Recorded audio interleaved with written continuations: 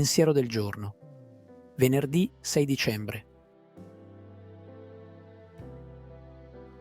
Accendiamo la speranza.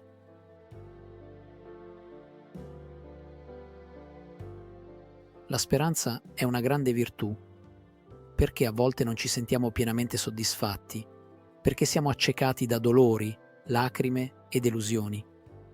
Perché ci manca la speranza, che, se ci pensiamo e se diamo uno sguardo rapido e panoramico al Vangelo, appare come uno stile proprio, nell'attesa fiduciosa delle promesse divine di cui il Vangelo stesso è depositario. Per rinnovare la nostra vita cristiana, per darle il sorriso limpido dei figli del Vangelo, abbiamo ora bisogno di questa virtù, vissuta con perseveranza.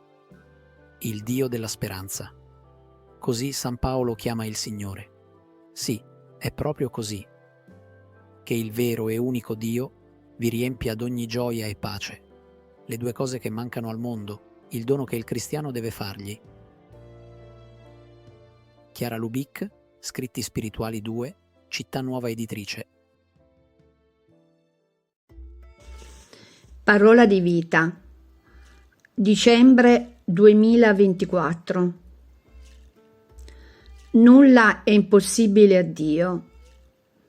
Dal Vangelo di Luca, capitolo 1, versetto 37.